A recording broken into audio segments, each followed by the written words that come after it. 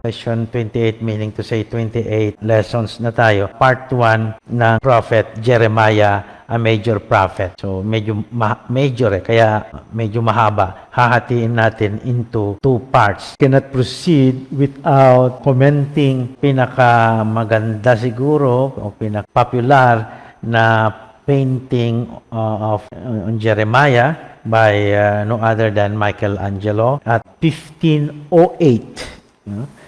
A fresco, and of course nasa Sistine Chapel ito, no? At makikita ninyo sa itsura niya pa lang pag-portrait ni Michelangelo, tama-tama yung tawag sa kanya, malimit tinatawag siya na the weeping prophet.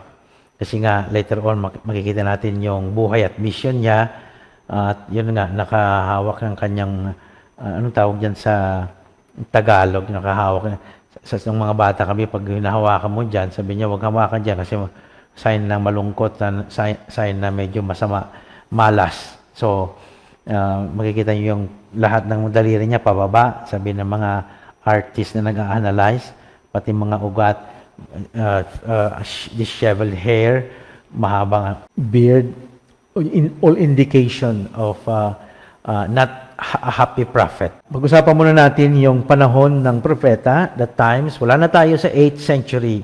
Tapos na yung 8th century prophets. Punta na tayo sa next century, 7th. Magulo itong century na ito. Confusing times, later.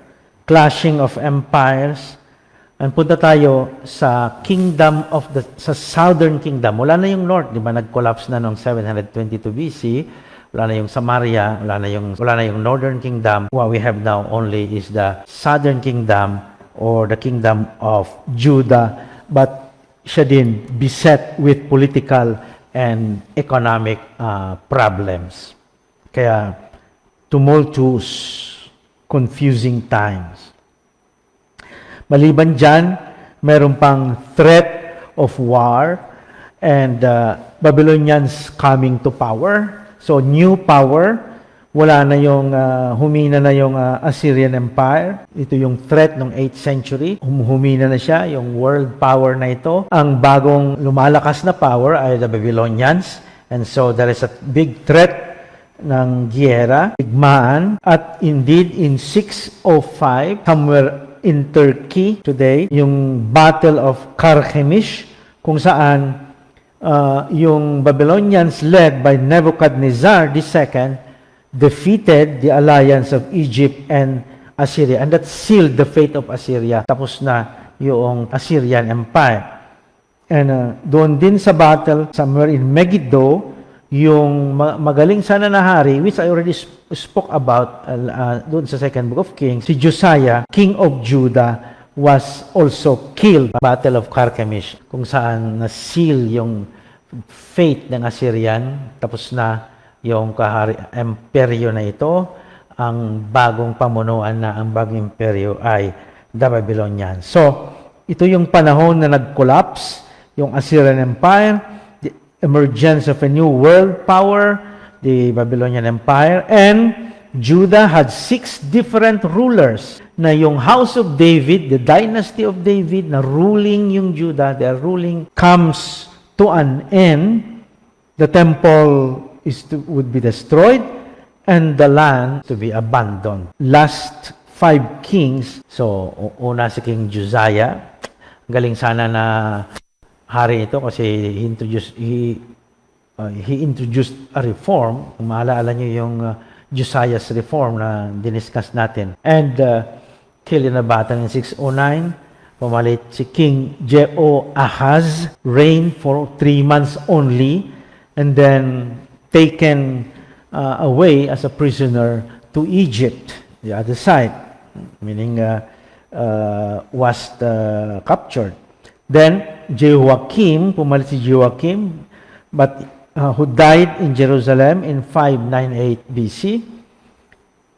Pinalitan ni Jehoiakim, who reigned also for 3 months, and then deported to Babylon in the first deportation in 597 BC. At nag-appoint ng Babylonian Empire ng parang tuta na hari, sabihin na lang natin, a titular king na hawak nila, si King Zedekiah, and later on was blinded by the men of Nebuchadnezzar and taken to Babylon in the 586 BC.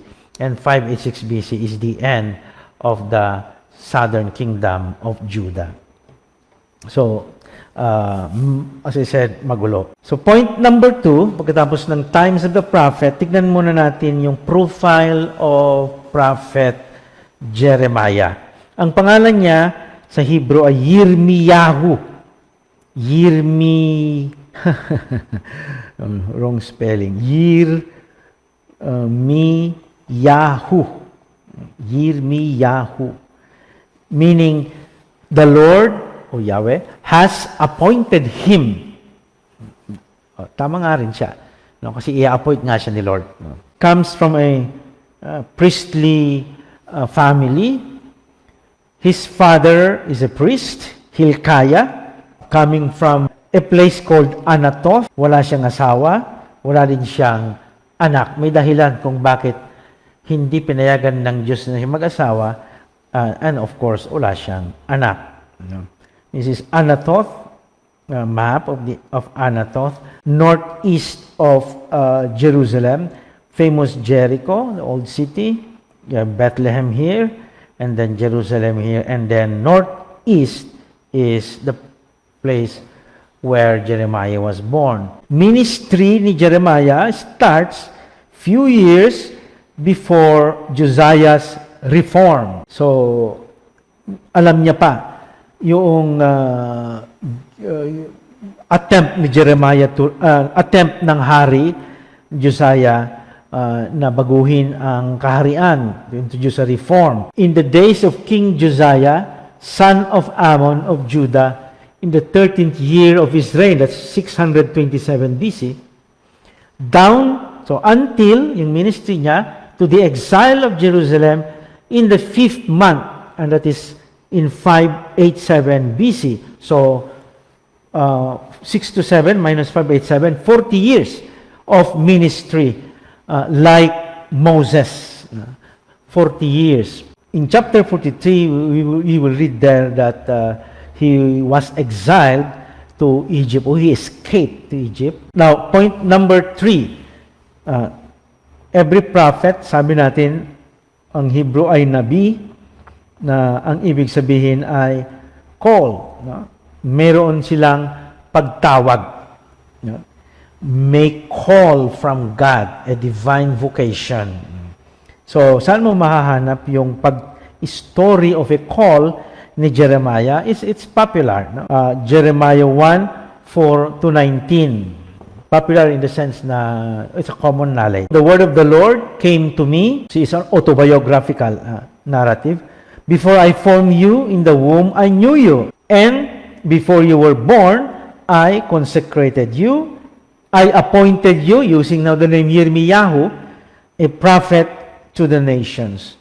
So, yan, popular, sabi ko, kasi nga, yung pagtawag ng Diyos kay Jeremiah ay mula pa sa sinapupunan ng kanyang ina. Jeremiah objects, typical of a call sa lumang tipan, ang initial reaction ng mga tinatawag ng Diyos ay hindi yung parang sasabihin mo na narito ako, karapat, dapat ako, tama lang ang ginawa mo na ako ipapadala mo, you got the right guy.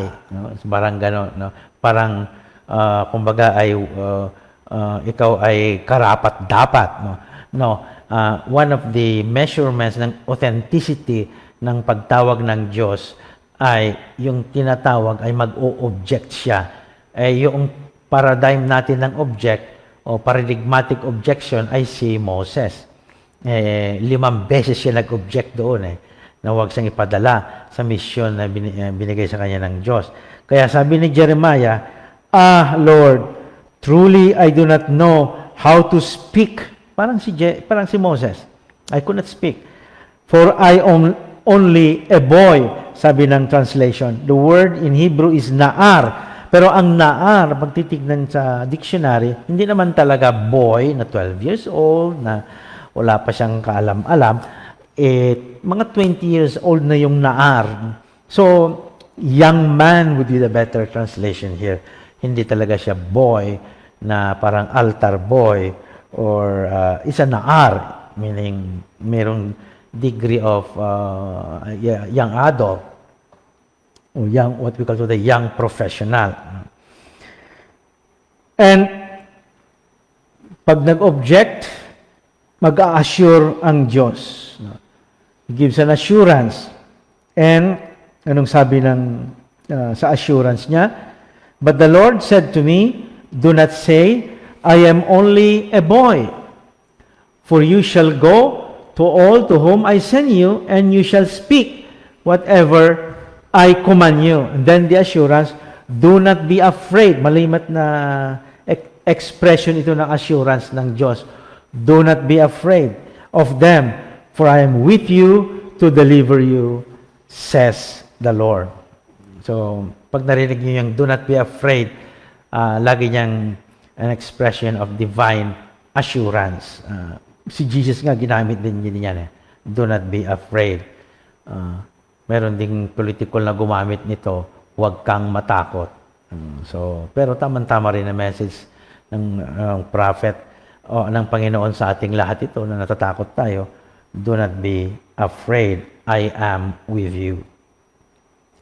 And kailangan ng sign. You remember yung ought sa sa Hebrew, ought means sign. Kailangan ng sign. So, the Lord put out His hand and touched my mouth. Parang si seraph na lang yung touch ng mouth ni Isaiah. But here is the Lord Himself touching the mouth of the prophet. Now I have put my words in your mouth. That's the meaning of touching the mouth, because the prophet is the mouthpiece of God. Katulad nung sabi ng Deuteronomy chapter 18, verse 18, I will raise up for them a prophet like you from among their own people. I will put my words in the mouth of the prophet, who shall speak to them everything that I command. Okay. So, that's the sign. Now, the mission. So yung call, may kasamang assurance, may kasamang sign, pero nandito na yung, ano nga ba? Mayroong purpose na tinawag ka. Ipapadala ka. And ipadala means to be sent, means you have a mission. The word sent in Latin is where you get the word mission as well. No? So, see, today, I appoint you. Nandiyan na naman yung pangalan na Yirmiyahu. Paulit-ulit yung I appoint, which is using the name of Jeremiah. Over nations and over kingdoms. Notice the mission of the prophet. Yellow, to pluck up and to pull down, to destroy and to overthrow. Green, to build and to plant. Ano bang klaseng mission ito? Poetic, metaphorical terms ang ginamit ng Panginoon. To pluck up, to pull down, to destroy, to overthrow. Tsaka mo pa lang to build and to plant. Sirain mo muna bago ka magtanim.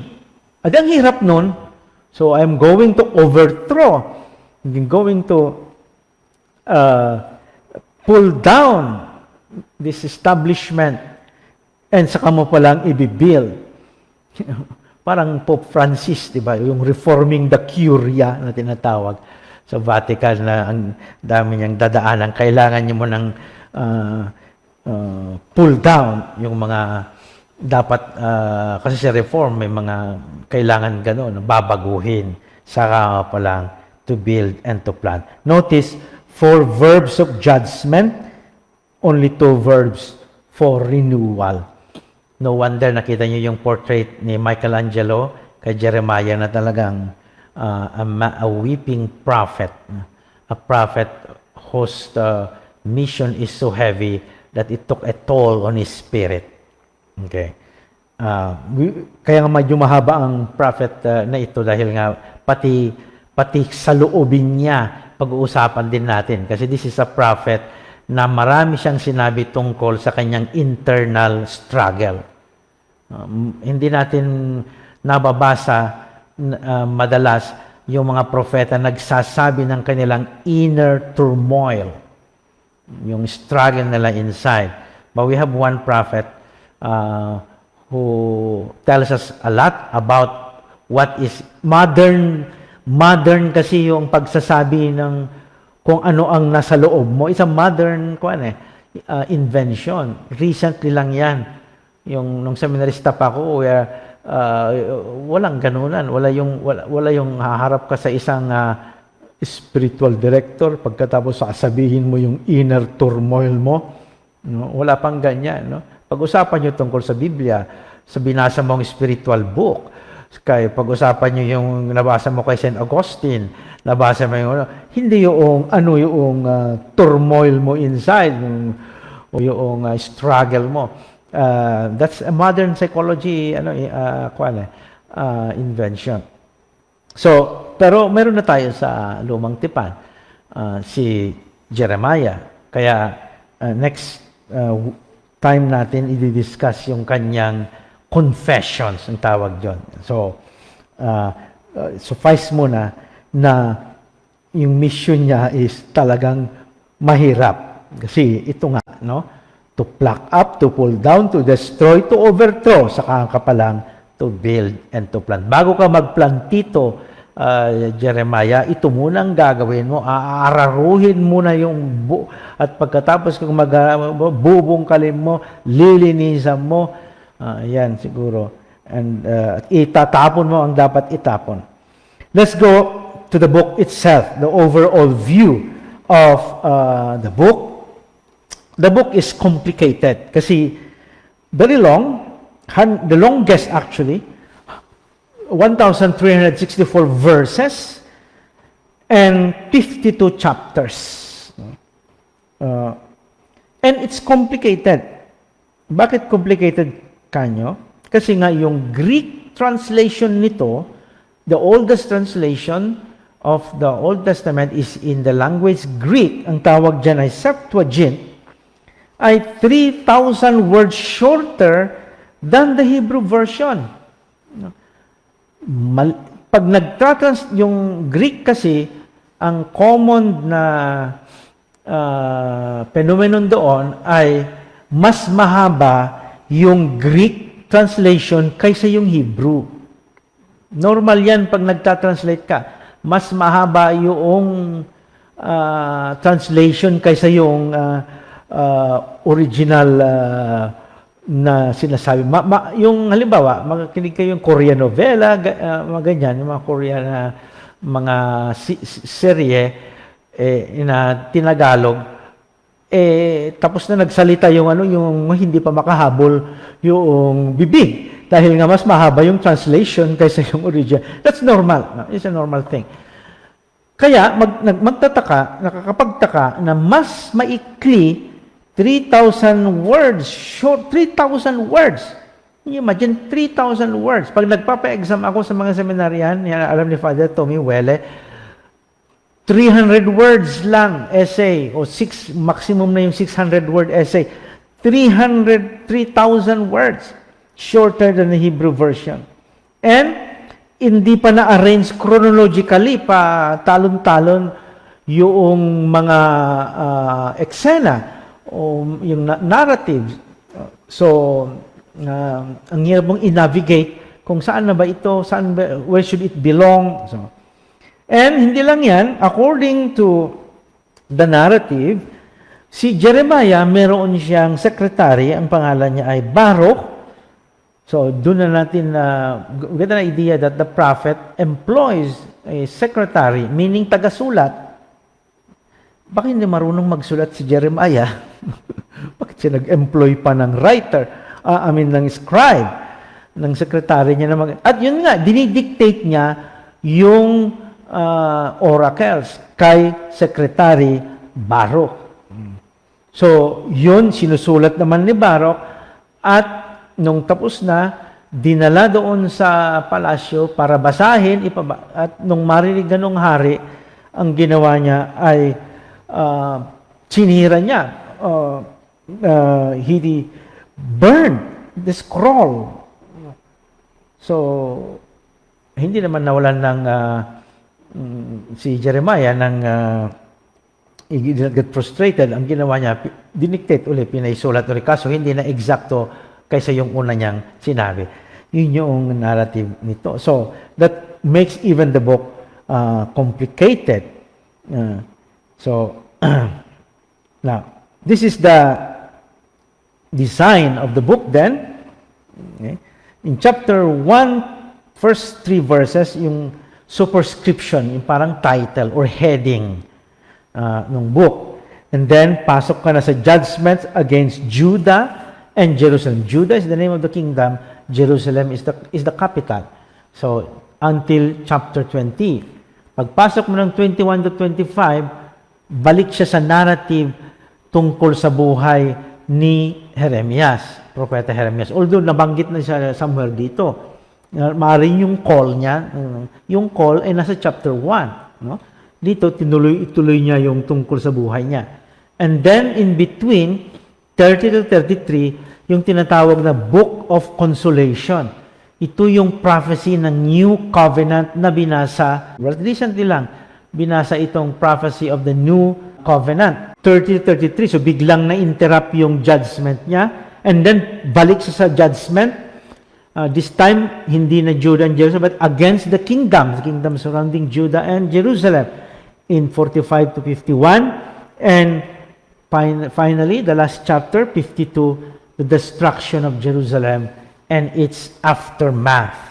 Let's go now to point number 5, important themes and passages. Yan ang gagawin natin ngayon. Itong point 5 na ito, ay i-identify natin yung mga tema na mahalaga at mga passages para lalo pa natin maintindihan yung propeta. And outside the Bible, we have archaeologists have found an ostrakon in Lachish. I mentioned to you Lachish, the excavation sa Lachish. Ang ostrakon is an inscribed clay pottery fragment, tapos mayroong mga inscription dito. You read this way. At it contains a brief reference to a letter conveying the words of the prophet. May binanggi, and this is the century of, this is 588. This is the century of time of Jeremiah. Kaso, isa lang yung word of that prophet preserved in this ostrakon, at ang word niya ay tama-tama sa panahon natin ngayon, condition natin, beware, mag-ingat, warning. Yun yung na-preserve na word ng prophet. Is a word of warning. Beware. Sa dami-dami niyang sinabi niya, 52 chapters po ang Jeremiah, ang na-preserve lang outside the Bible, sa inscription ng isang pottery fragment ay one word. And maybe you can guess na ito siguro ang pinaka remembered na message ng prophet. Beware, mag-ingat. Okay, titignan natin kung tama yung ostrakon. 5.1, unang tema is minana pa ito sa mga 8th century prophets. Ano yung minana nila sa 8th century prophets na key message ng isang prophet? Social justice. Hindi mawawala yan sa mga propeta. Lagi silang merong reminder, strong or otherwise, to keep, to restore, to preserve mishpat, social justice. And if you don't do that, that's a violation against the covenant. So, violations of the covenant 1, kasi may pang 2. So, example, in chapter 5, of such violation of Mishpat. For scoundrels are found among my people. They take over the goods of others. Like fowlers, they set a trap. They catch human beings. Notice the metaphor. Diba? Sabi ko na yung mga propeta, they used metaphors and poetry. Ang gaganda ng kanilang mga poetry to express their message. Like a cage full of birds, their houses are full of treachery. Therefore, they have become great and rich. Dahil nga scoundrels sila, dahil sa pagnanakaw. No? And they take advantage of the weak. They have grown fat and sleek. Of course, we are not, pag fat kasi, meaning not really physically fat, but yung taking advantage over other people. They know limits in deeds of wickedness. They do not judge with justice the cause of the orphan to make it prosper, and they do not defend the rights of the needy. Similar advocacy, narinig na natin ito sa mga 8th century prophets. Another one, chapter 21, verse 12, O house of David, that's the dynasty of David, the monarchy, thus says the Lord, Ko Amar Adonai in Hebrew, execute justice in the morning. Pagbangon mo pa lang, execute justice. Don't delay. Justice delayed is justice denied. Di ba sabi natin? So, in the morning, execute justice.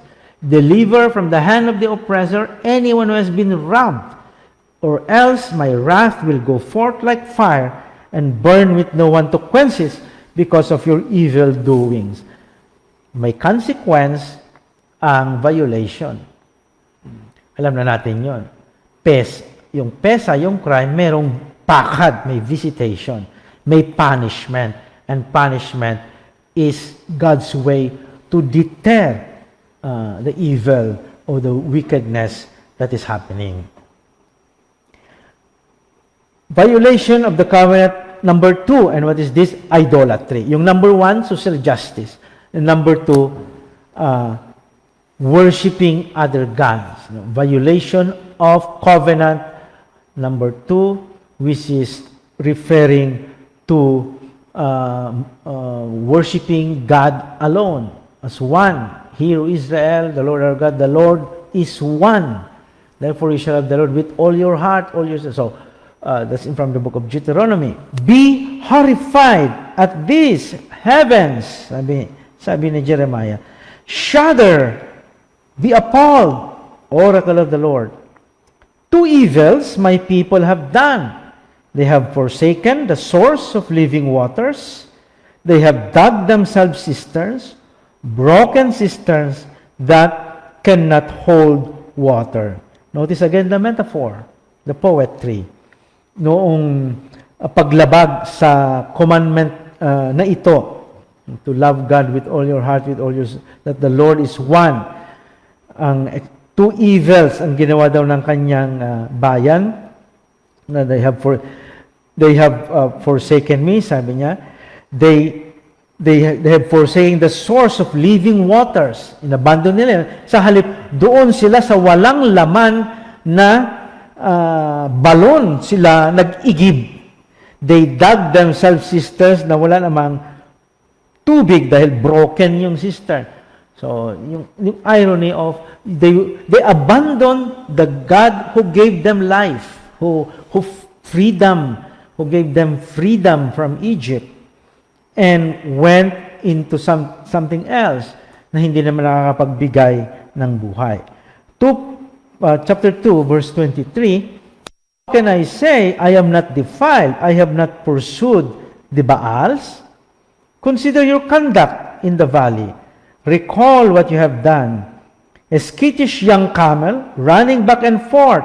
Now, think of the camel or the wild donkey as in heat. Yun yung image na ginamit dito.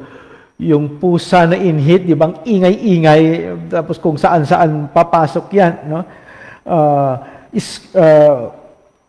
Sniffing the wind in her desire, who can restrain her lust? None seeking her need, tire themselves, in her time they will find her. So it's the image of lusting after something without stop. Katulad nung animals in heat, no? Yung pagpunta nila kay Baal, yan ang point doon. Yung para bang atat sila na pumunta kay Baal. Wala na silang kapreno-preno, parang hayop na inhit na sige na lang, no? Susunggaban nila, no? 2:20, chapter 2 verse 20. Long ago you broke your yoke, you tore off your bonds, you said, I will not serve. So naipangako niya na noon na hindi ninyo pagsisilbihan yung mga Baal. And on every hill, under every green tree, sa halip you sprawled and served as a harlot. That's an image of idolatry. To perform rites under every green tree. Wag naman masasamahin ng mga environmentalist, no? Pero that was the image of performing a rite to Baal. You perform the rite under every green tree. Siguro kasi yung tree is a symbol of fertility. So sa halip na doon sa official place to perform the rite, which is in the temple, they seek places on a high place under every green tree. At doon humiga sila daw na parang harlot. Again, sorry for the image of the woman here. It is being used or employed by the prophet to express yung idolatry. Hindi naman bago ito. Kung maalala nyo, ginamit na ito ni Hosea na style, di ba? Yung paggamit ng harlotry, whoredom, adulterous relationship as the relationship between God and the human beings or Israel. Third point sa ating tema, 5.3, the temple sermon in chapter 7. One of Jeremiah. So pupunta si Jeremiah sa templo and delivers a sermon in public. And this is one of Jeremiah's strongest rebuke or criticisms versus the leaders and the people of Jerusalem and Judah. Napakatapang itong propeta na ito sa harap ng mga tao. Nandoon yung mga leaders, nandoon yung mga pari, yung mga propeta, and then he makes a speech denouncing them all. Strongest criticism. And two versions pa, dahil inulit ito. Siguro parehong text, pero twice na ninarrate. You have the narration in chapter 7, and then one in chapter 26. Another one in chapter 26. And we all know, this is the incident na nag-inspire din kay Jesus to cleanse the temple. Kasi yung cleansing of the temple, bagamat hindi mahaba ang kanyang speech doon, puro action lang ginawa niya yung paghahagupit niya sa mga money changers. But he quoted the temple sermon, a part of the temple sermon of Jeremiah. You have made the house a house of my father's house as house of thieves, sabi niya. So that's from Jeremiah.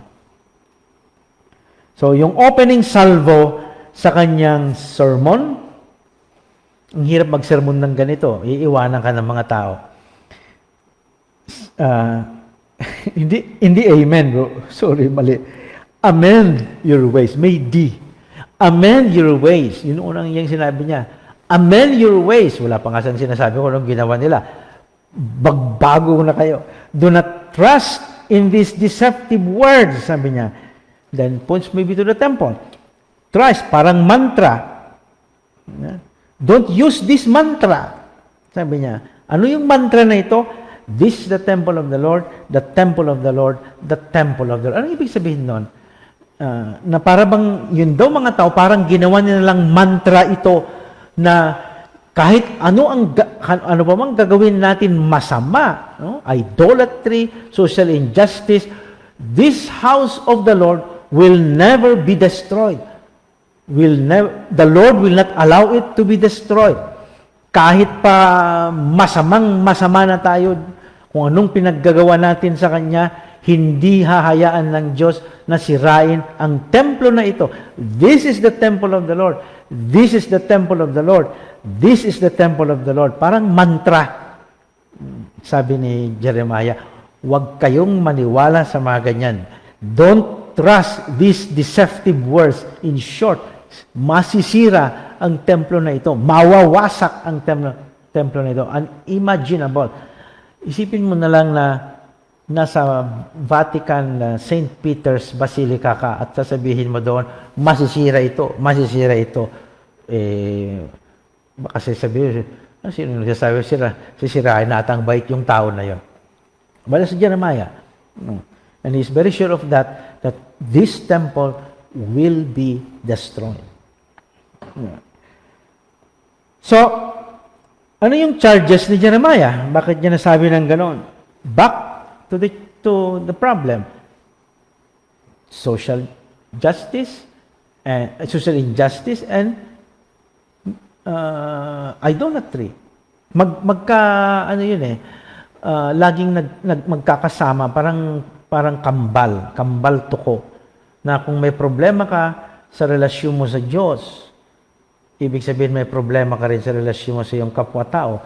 Laging ganun they go together. Yung sin ng idolatry at sin ng social injustice, violation ng mishpat, they go together like kambal tuko. Hendiadys ang tawag dyan sa technical term ng literary criticism. So, ano yung mga charges ni Jeremiah? Oppression of the foreigner, orphan, and the widow. Kategory ng mga minsan binabali o mga walang karapatan ng mga tao na ito. Foreigner, dahil hindi nga siya taga roon. No? So, they can easily, kumbaga, kung anong gusto nilang gawin doon sa tao na yun, kasi wala naman siyang protection ng kanyang clan. He is a foreigner, so, a Gentile pa. So, wala din siyang mababa rin ang pagtingin sa kanya. Pati yung karapatan niya, pwedeng ihurakan anytime. The orphan and the widow, shedding of innocent blood, extrajudicial killing, speaking of, going after other gods, that's idolatry, stealing now, para nang bumabalik tayo sa Ten Commandments, murder, adultery, swearing falsely, Ten Commandments nga. No? This is a recall of the Decalogue.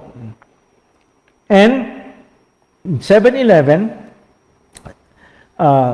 quoted by Jesus, Jeremiah gives a rhetorical question. Sabi niya, has this house, which is called by my name, become a den of thieves or den of robbers in your sight? You know, I too am watching, says the Lord. Di ako natutulog. No? Hindi natutulog ang Diyos. Nagbabantay siya. Kaya beware. Ayan, pasok na siguro dito yung Lachish Ostrakon. Beware. Has this house which is called by my name become a den of robbers in your sight? The answer is yes. It has become a den of robbers. You know, I too am watching, says the Lord. Consequences ng ganyang conduct or violations. In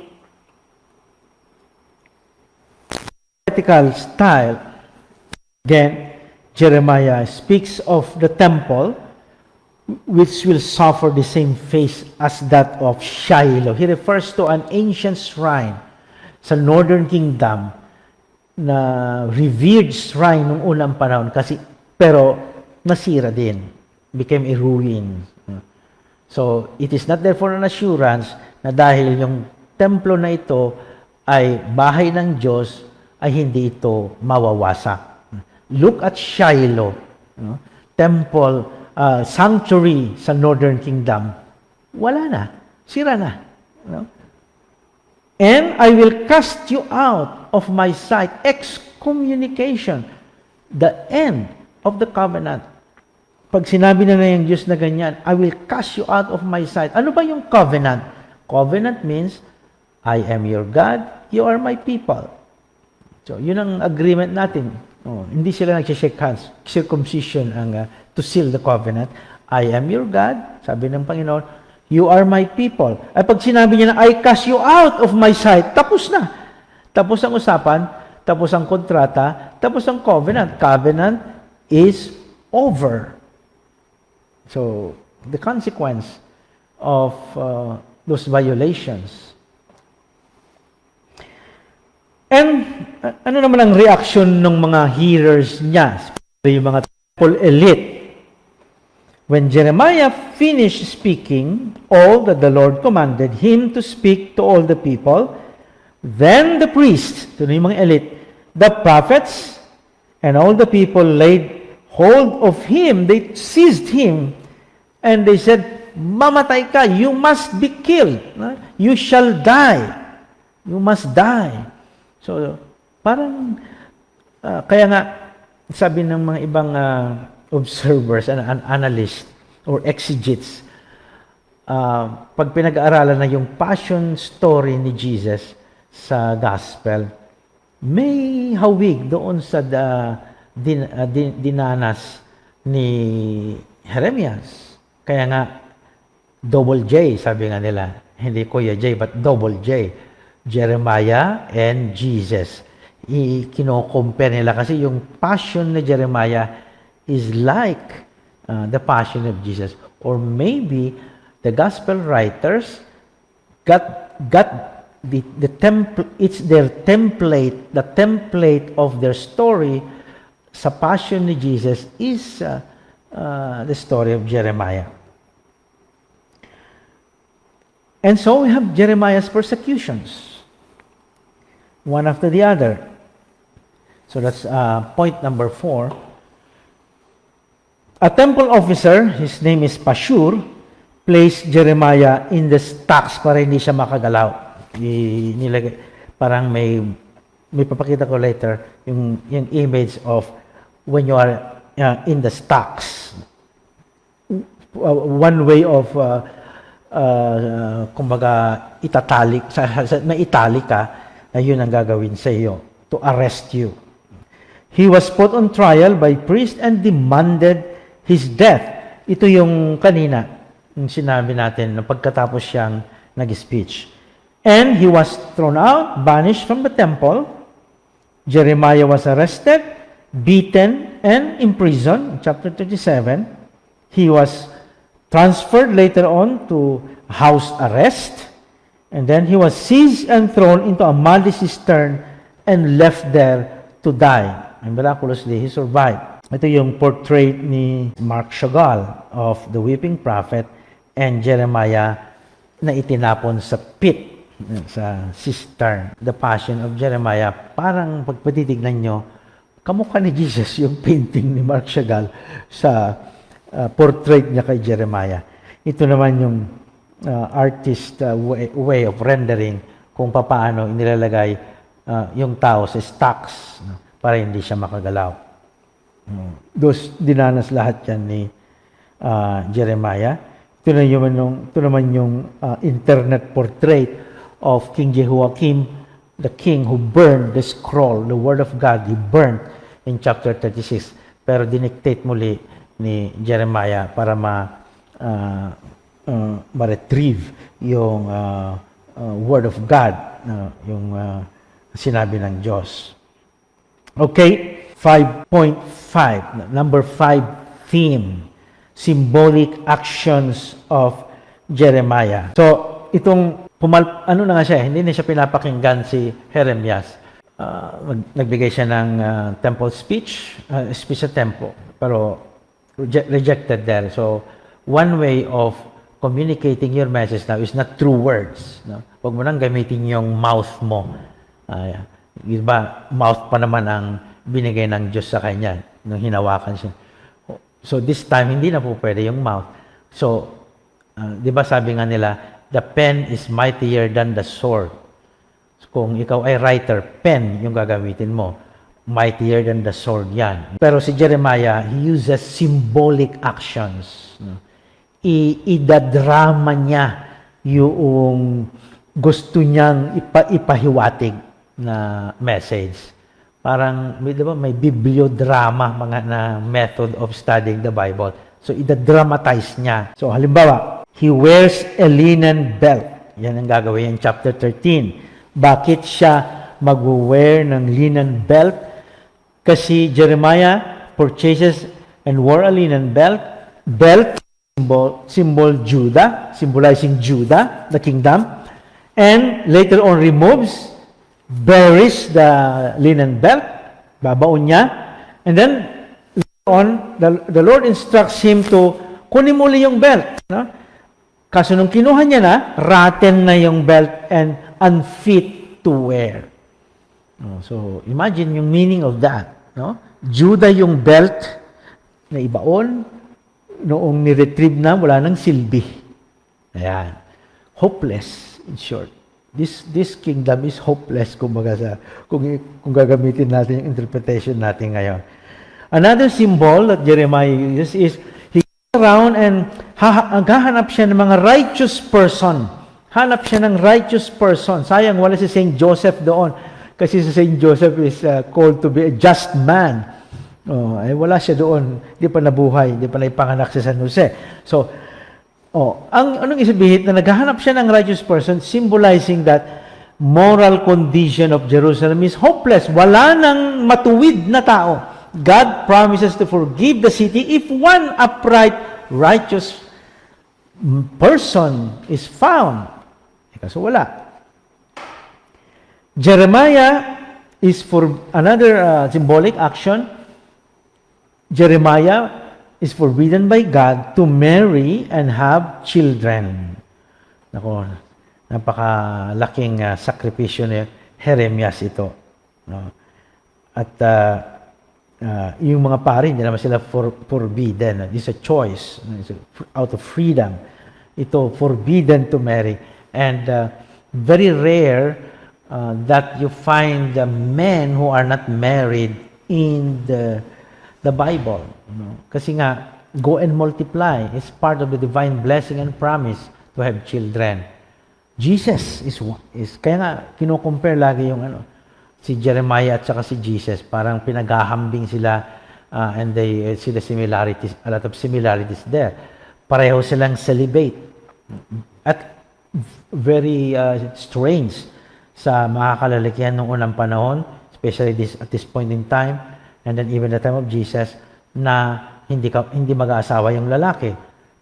It's a abnormal, out of normal practice. So God commands Jeremiah not to marry, and Jeremiah would not enjoy the blessings of a home, a wife, and children. Reminder na malapit nang masira ang kaharian. So there is no point of getting married. It's useless, no? Because the city, the nation, the kingdom is to be destroyed anywhere. So what's the point of getting married?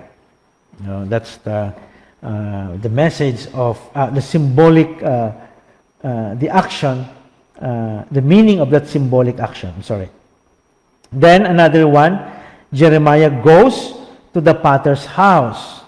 Siguro punta siya sa vegan. Diyon, mayroong pagawaan ng pottery, ng burnay doon. No? Kikita nyo yung parang sa movie na ghost na nag-shape sila ng pot. Ba't siya pumunta doon? To indicate that the people are in God's hand, katulad ng potter. No? Ang may control doon sa pot, doon sa clay ay kamay ng Diyos o kamay ng tao. No? Kung yung clay ay Judah under the hand of God. Like a potter, pwedeng gumawa ng Diyos ng evil against the people, or God can change His mind. Yan yung, so ang may control ay hindi kayo, kundi ang Diyos. Then, Jeremiah in chapter 19 convokes an assembly at the valley of Ben Hinnom. Jeremiah purchases a clay jar. There, he smashes the jar and announces that God would smash Judah because of the nation's sin. Katulad yung isang pare namin, mahilig siya ng ganyan. No? And very effective way of preaching and catching attention. Nakakasyak nga lang yung mga hindi sanay. Yung minsan may dala-dala siyang bote ng alak na gano'n. Tapos bago siya mag-homily, basagin niya doon sa harap. So, you get a shock therapy. Jeremiah and the cup of God's wrath, chapter 25. Kukuha siya ng cup. Ito, mahilig mag-drama talaga ito yung Jeremiah. And the cup means the wrath of God, the anger of God, and makes the representatives of different nations, minom sila doon sa wrath of God na cup. And those nations would be unable to refuse the cup. Hindi ka pwedeng mag-refuse. Iinumin mo talaga kahit mapait na ang laman niyan dahil nga wrath of God ang laman, ang flavor niya. Something like that. So, you cannot escape. Iinumin mo talaga yun. Meaning, you are going to drink the anger of God. Then, Jeremiah wears a yoke. Pamatok. Like an animal. Goes around and on his neck, what is the symbol? Symbolizing that the only way the nation could escape destruction at the hands of the Babylonians was through unconditional surrender. Ito na yung magiging controversy nila later. Kasi nga, yung isang prophet would advise that they should not surrender. We will reach that point later. But this is a symbol na we have to go and be under the Babylonians. Wala tayong magagawa. Something like that. You know? Hindi katulad yung time ni Isaiah. Remember, stand firm. If sabi niya kay first kay Ahaz and then kay Hezekiah to trust God. And if your faith is firm, you shall be firm. Unless your faith is firm, you shall not be firm. So, be firm. Yun ang advice niya. This time, sabi ni Jeremiah, wag. No? Let us accept the Babylonians. No? Parang, yun ang parang niya.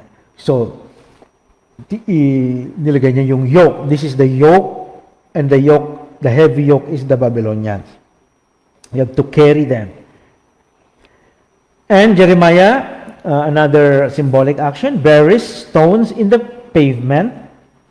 At bakit niya inilibing yung mga stones at the entrance of the palace of Pharaoh to symbolize the fate of the exiles in Egypt as well as Egypt's fate. Nebuchadnezzar would pursue them to Egypt.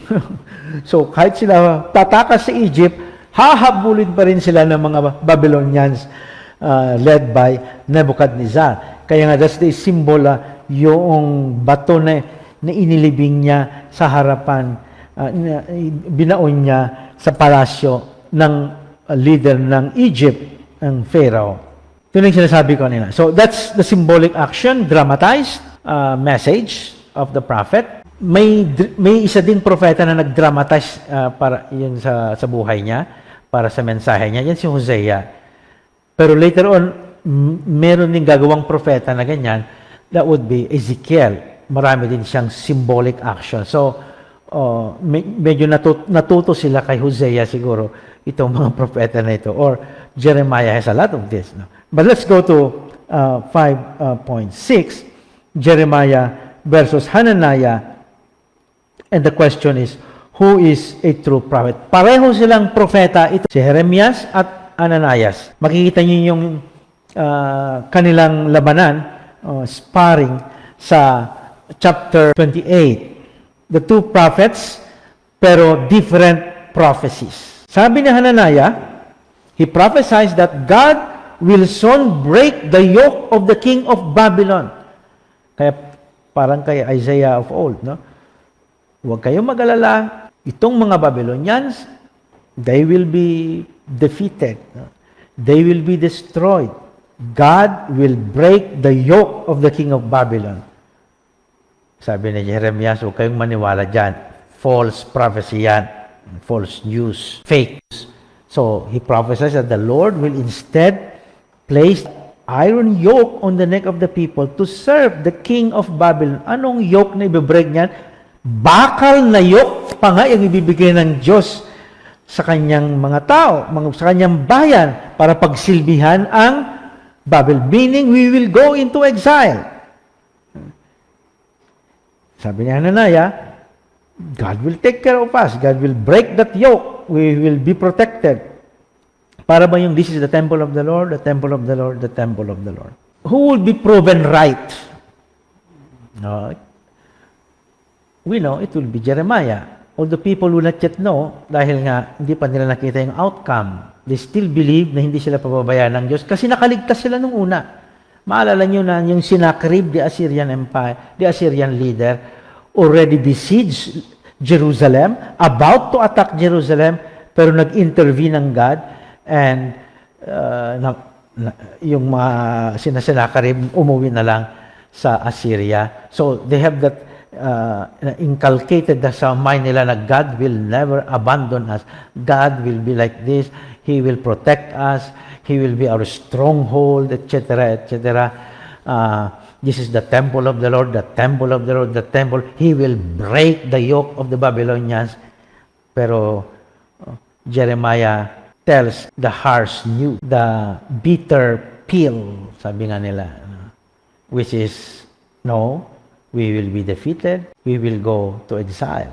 Kaya nga, ang isang measuring rod, criterion ng true prophet sa bulaang propeta, di ba, yung fake prophet o false prophet, bulaang propeta. A true prophet does not speak in smooth words. Hindi siya magsasalita ng mabulaklak na nagugustuhan mo. And a prophet, the role of a prophet is precisely to tell what is not right. He does not speak in smooth words. And thanks be to some of our bishops, there are bishops like that, no?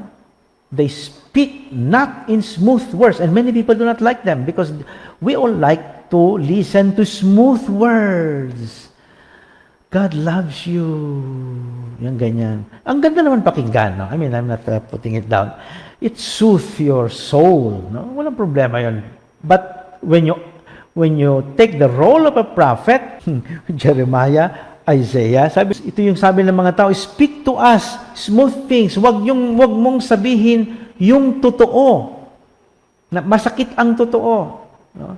Masakit yung mapagsasabihan ka, sasabihin yung mga mali mo against mishpat, idolatry, yan. Prophesy illusions. Sabihin mo yung gusto naming makita, ma-imagine, hindi yung hindi yung mga bad news. Yes. Kaya nga, no wonder walang may gusto maging prophet. So, till next week, we will continue Jeremiah Part 2. May the Lord bless you tonight in the name of the Father, and the Son, and the Holy Spirit. Amen. Ito po si Father Randy Flores ng Bible Coordinator ng Diocese of Cubao, Parish Priest ng Sacred Parish Shrine, Quezon City. And thank you, good night, and see you next week. Don't get sick, stay safe, everyone. Bye-bye.